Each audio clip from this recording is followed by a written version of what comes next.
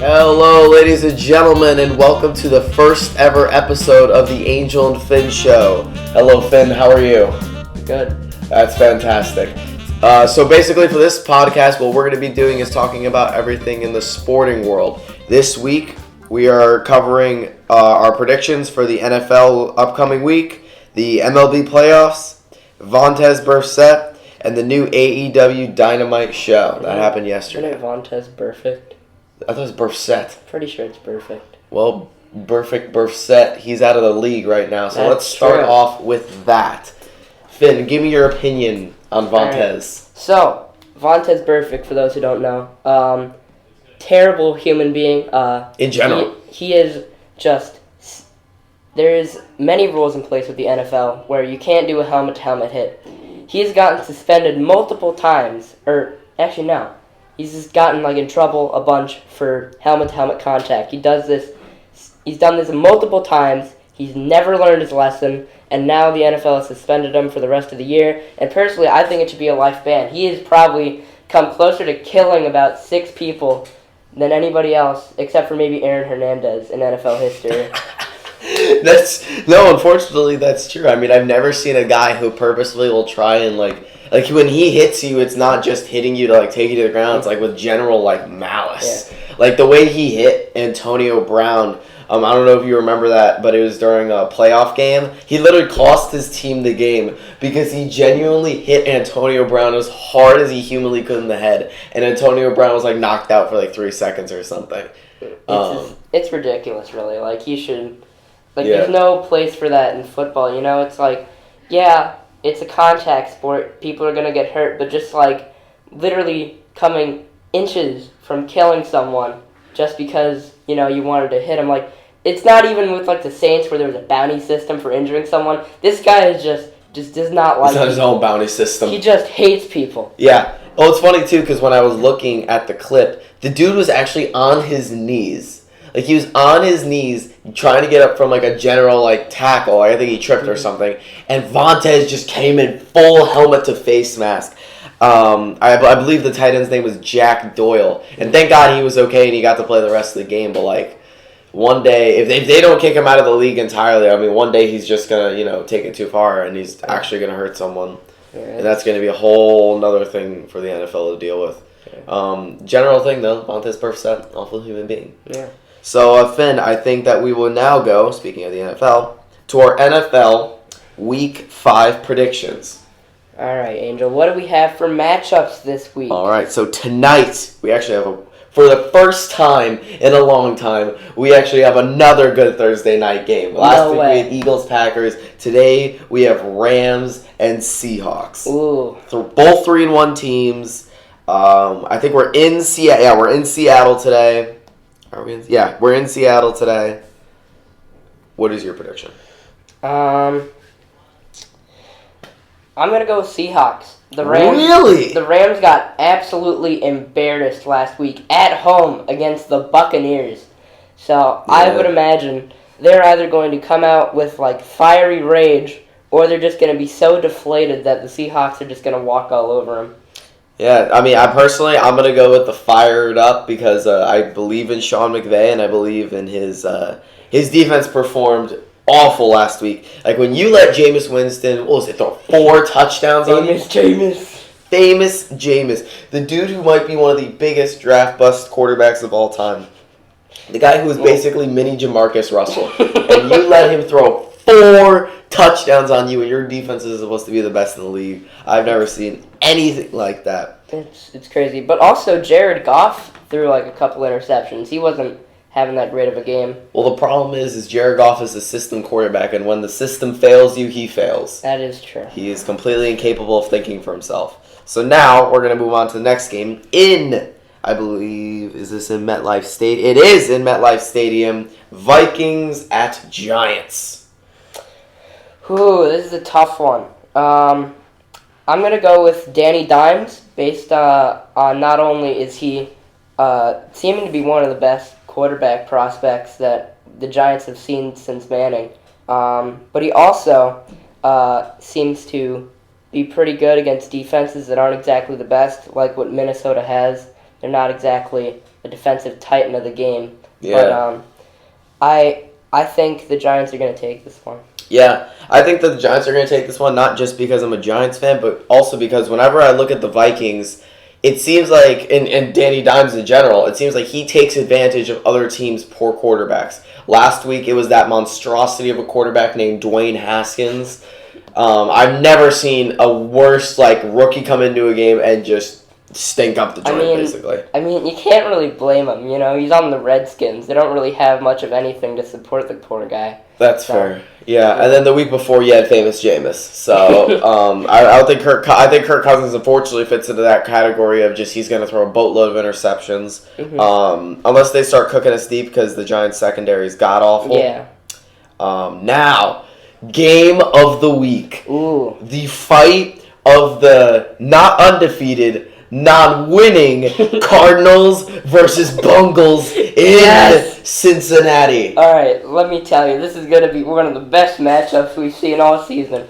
Tank Bowl number 5. Let's go. I'm going, you know what? I don't know about anything about either of these teams. I just know they suck. I'm going with the Bengals. I'm going to go with the Bengals, too. I'm going to go with the Bengals only because I think A.J. Green is coming back this week. And, God, this is going to be the worst game. Jesus Christ. I mean, seriously, last week it was Steelers versus Bengals to see who will get their first win. And now the Bengals have another game that they either are going to walk out completely winless or they're actually going to get their first win. So one of these teams, well, actually, no, neither. Could you imagine they tie again? And the Cardinals go 0-3-2? Oh my God, that would be fantastic. All right, so we'll move on to this matchup. This is an interesting one. Bills-Titans. That's at Titans in Tennessee. I'm gonna go with. Oh well, no, the Bills lost Josh Allen. They did that. Can we talk about that for a second? That was vicious. Yeah, he was knocked out for a good 15 seconds. And that wasn't really the defender's fault. Yeah. Josh lowered his head, the dude lowered his shoulder, and they just collided. I've never seen a knockout like that on the field. At least I haven't in a while since Antonio Brown. Yeah, it was incredible. But go on, yeah. I think the Bills' defense might just be able to pull it off because who's their backup QB for the Bills? I don't even know. Matt Barkley. He was actually not doing too terribly. Not in the New England game. He was all right. He had some he was just like a calm passer, had some good reads, and just kind of threw the ball to the open receiver, So I think just by virtue of the Bills' defense, I'm thinking they take it over Tennessee. Yeah, and even though they're at Tennessee, I don't really think that gives Tennessee a major advantage. Definitely if they were in Buffalo, I would say Bills, but either way, I'm going Bills because Marcus Mariota this year's he's struggling bad. Yeah. All right, so move on to the next one. A game that's going to be definitely going to be a test. Bears versus Raiders in Oakland. Or not in Oakland, in Las Vegas. Where do they play? They play in Oakland, actually. Oh, they do still play in Oakland. Luckily, the A's got eliminated last night in the wild card game, so now it's all theirs. Fantastic. In their terrible dual-use stadium with dirt on the field. It feels like getting tackled in gravel. Oh God! It must be terrible. Oh God! Yeah. Well, unfortunately for the Bears, they're not going to get tackled a lot because they have a large human being named Khalil Mack on their squad, and the Raiders' offensive line has been pretty struggling. So I'm saying Bears take this one, no contest. I agree because Khalil is just. I think he's very still angry at the Raiders. Yeah. I'm really looking forward to seeing Khalil just run past everybody and then just kill the person he's tackling. I want to see them dropping back into coverage and for him to pick a ball off. I want to see Derek Carr actually legitimately get scared. He sees Khalil Mack doing a back pedal. Okay, another game. Now I would say this would be a blowout, but I don't know if it is. Buccaneers Saints. Buccaneers Saints. That actually is kind of a tough one. I don't know anymore. I don't know either. I'm gonna go Saints. Okay. Because actually no, I think Buccaneers actually might have a shot because the Saints secondary isn't exactly too amazing, and they have Mike Evans. So sure, Marshawn Lattimore's been struggling this season. I think it's gonna be a close game, but I think the Buccaneers might just get it. All right. I'm going to go see. Okay, so I was going to say the Saints because they're in New Orleans. But last week they were in LA, and the Buccaneers still beat them, destroy the Rams. So I'm going to go with the Buccaneers this week because I don't think the Saints secondary is that good. And if they start getting beat by 6'5" himself, Mike Evans, then I think it's game over. Yeah. Another game similar to the other one, Jets, Eagles. The 0-3 Jets against the 2-2 Eagles. What are we going to do? Well, in Philadelphia. I would like to say congratulations to the Eagles this week for a free win. The Jets are terrible. The only hope they had in Sam Darnold now has mononucleosis and will not be back until about week 7. I saw that. Poor man. How do you get mono?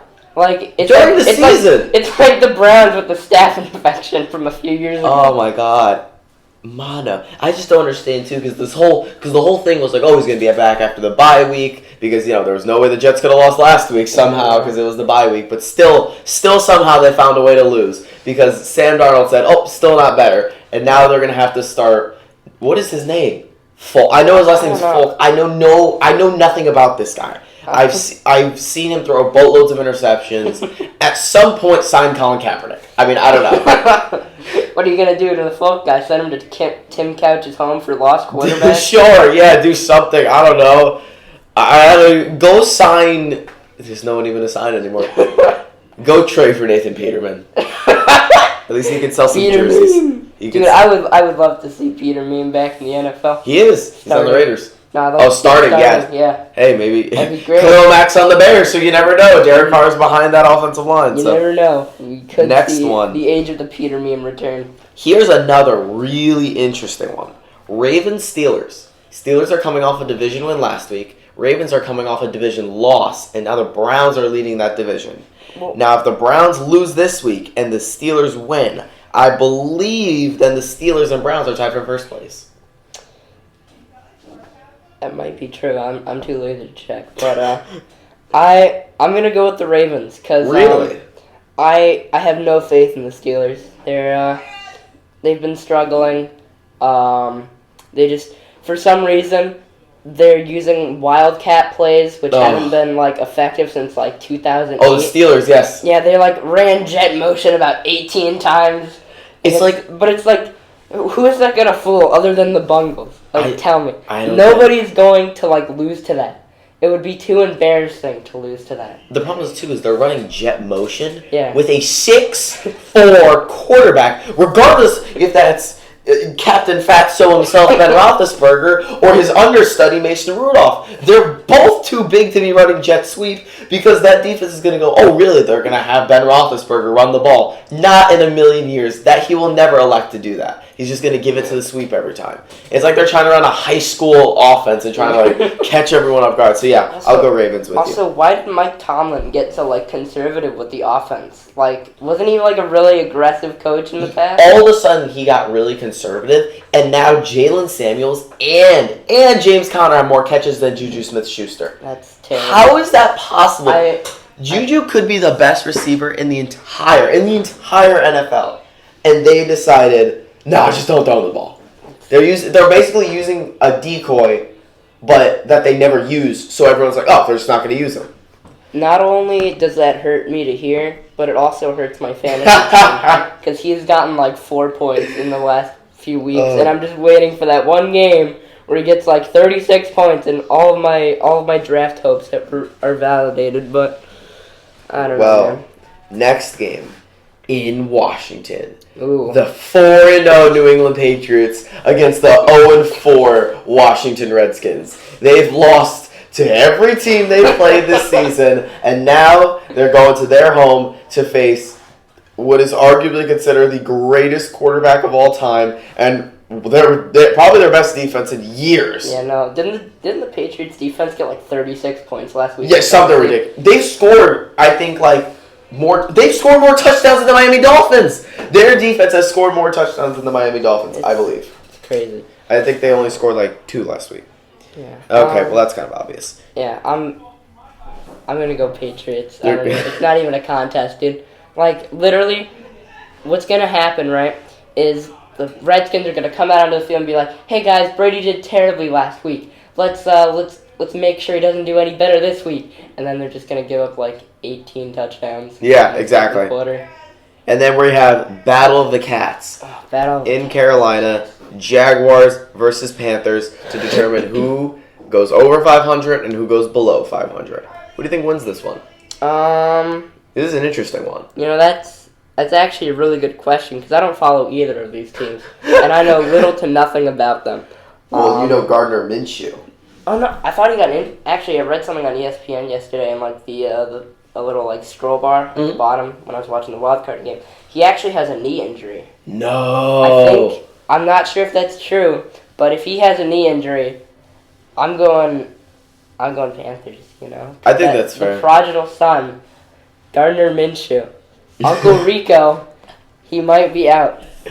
Yeah, I'm gonna go. I'll agree with you on that one because not only I'll go Panthers because I didn't even know that, but I was gonna go Panthers anyway because Kyle Allen has been playing phenomenal football. Christian McCaffrey, when he wants to be good, he's great. So I think this game is gonna be one of the ones where he turns it on.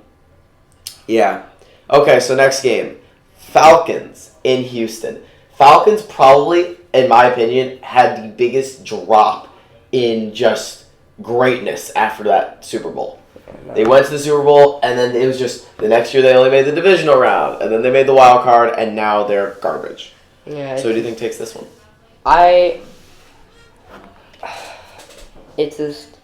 It hurts my heart to see the Falcons fall so far in like just a couple years. You know, I think 28-3 still affects a lot of them.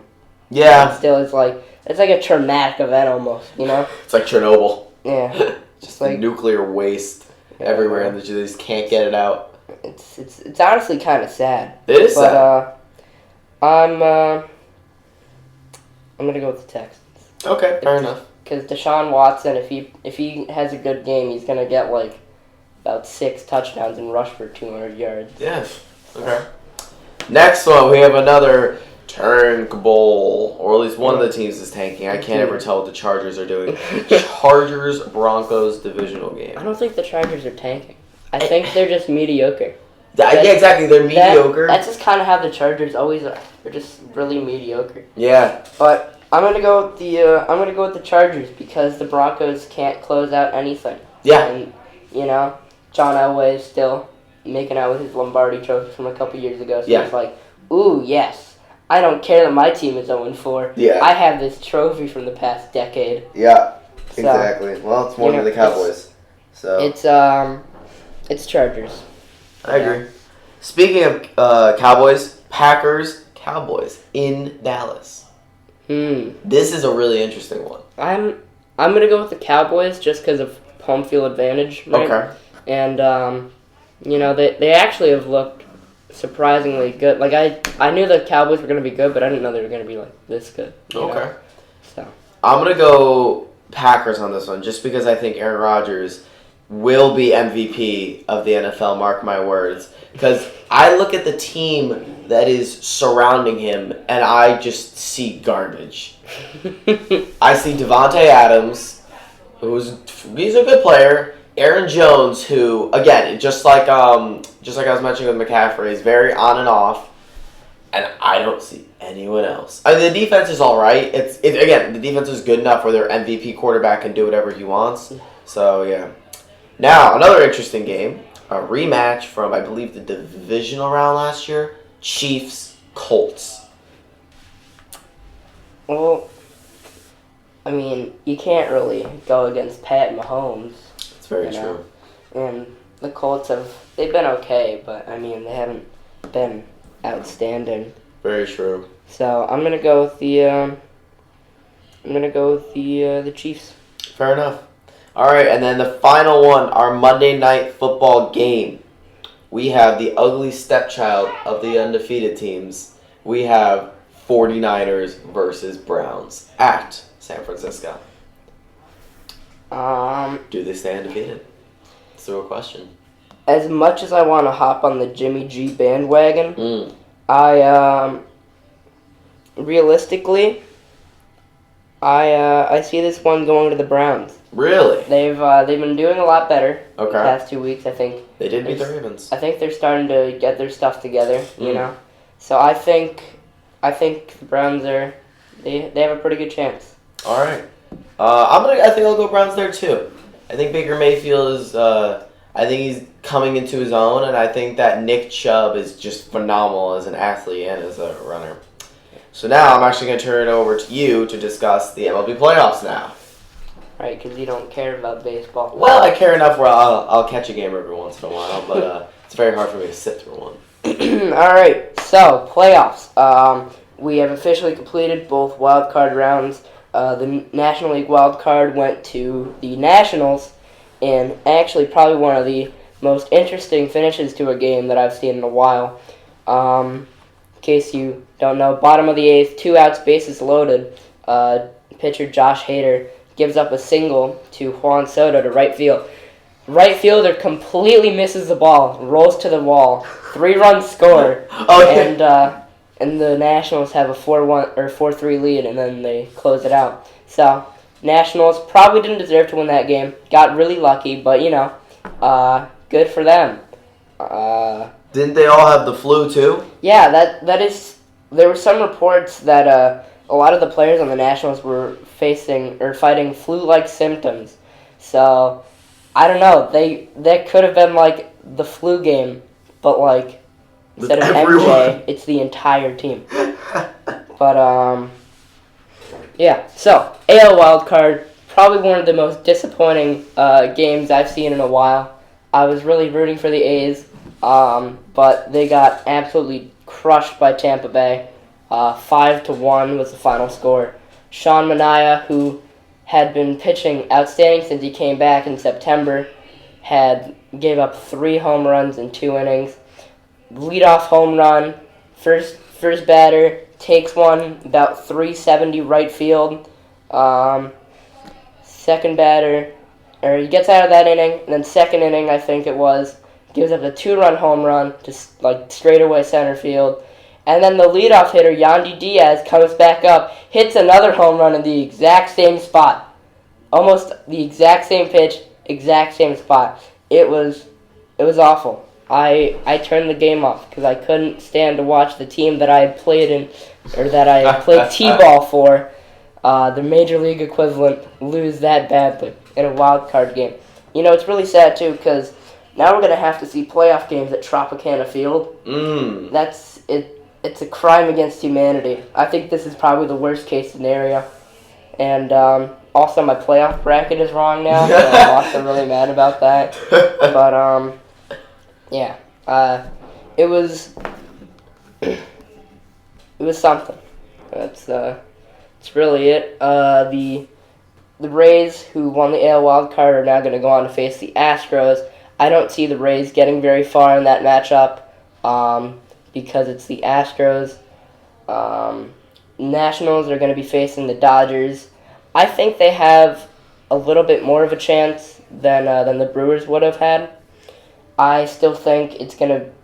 I mean, it might be a bit closer of a series. It might go to 6 games, but I'm thinking Dodgers are going to take that. And then you have the Cardinals against the Braves. I'm going with the Braves just because they have such a solid hitting core with Ronald Acuna Jr., Freddie Freeman, Ozzie Albies, Dansby Swanson. They just got a whole roster of people who can really hit and hit pretty well. Yankees Twins is the ALDS. I'm gonna go with the Yankees just because I'm a Yankees fan and I refuse to root for the Twins. Fair enough.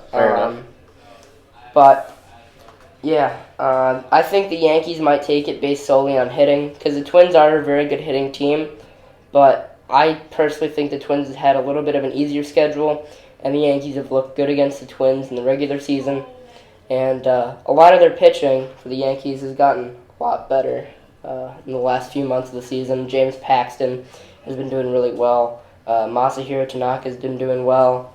Jay Happ, who had like a 5.0 ERA, is starting to do a little bit better, so that's something. Okay. But yeah, I'm thinking Yankees are going to win that series.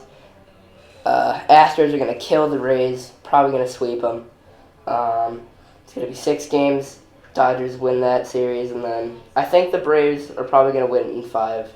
Okay. Or not 6 games. It's the NLDS. So I'm going to start for Nationals Dodgers. It's going to be 4 games. Because I just realized that there's only it's the best of 5 in the ALDS. I completely forgot about that. Okay. But yeah, those are my predictions. All right. So now I'm going to switch it over to something Finn doesn't watch now. Yeah, no. I'm going to switch it over to AEW Dynamite. So for those of you who don't know, there is a brand new wrestling company out there. So if you were a past wrestling fan and you remember the Monday Night Wars between WWF at the time and WCW, we are back to that. So I'm going to review both shows that happen on Wednesday because I don't like any of the other shows that happen throughout the week. So I'll review the AEW Dynamite show first. First of all, we had Cody Rhodes and Sammy Guevara.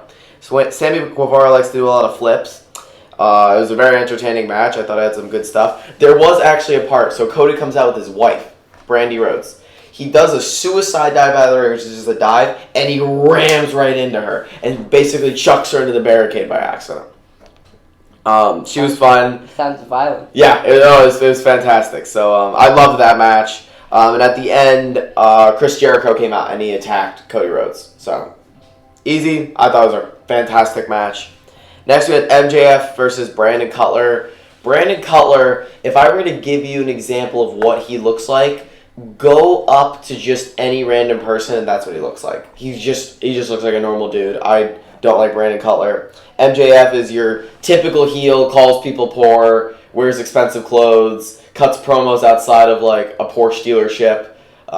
Funny guy, so I enjoyed that. Then I don't know if you ever heard of this movie. I had not. No. Jace and Silent Bob. You know what that is? I've never heard of any of these. Okay, yeah, no, it's a movie. It's like a legit movie with like a movie.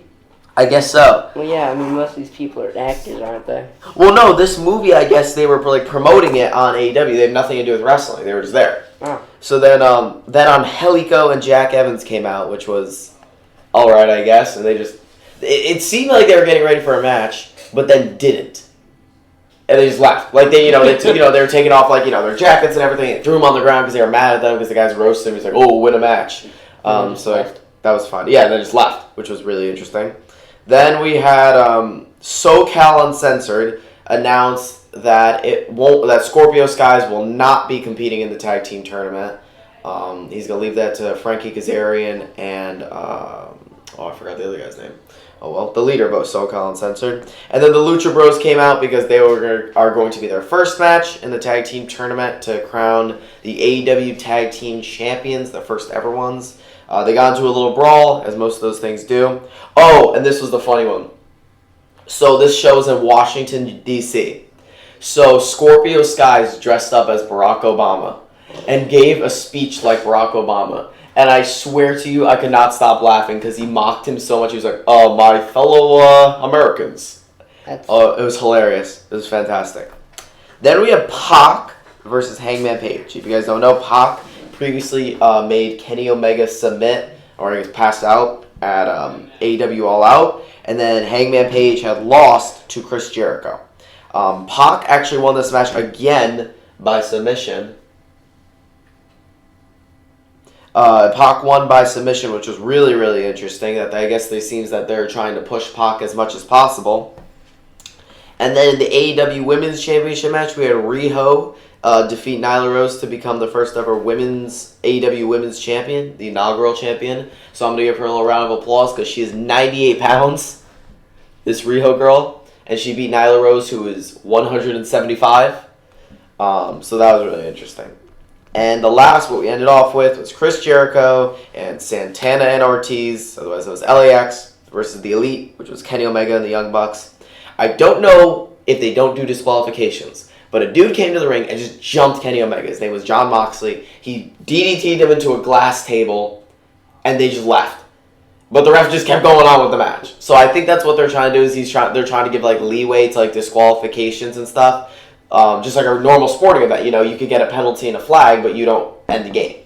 You don't get disqualified. Yeah. So I think that's what they're trying to make different, which is kind of cool. At the end, this is the last thing I'll say for today, a guy named Jack Swagger. He's a UFC fighter now. He goes by, I don't know what his real name is, but I know him as Jack Swagger. Came out and jumped Cody Rhodes, Dustin Rhodes, and the entire Elite family. And he is the new member of AEW. So I think that is our show for today, Finn. I want to thank everyone for watching today. Oh, wait, hang on. There's hockey. There was like 4 games yesterday. Maple Leafs beat the Senators 5-3. Capitals beat the Blues 3-2. Canucks lost to the Oilers 3-2. Golden Knights beat the Sharks 4-1. We're running out of time. I have no idea about any of that wrestling stuff. That seems pretty cool, though. Yeah. All right. Well, that's our show. Thank you for listening. We have to go do the news now, don't we? Finn and Angel out.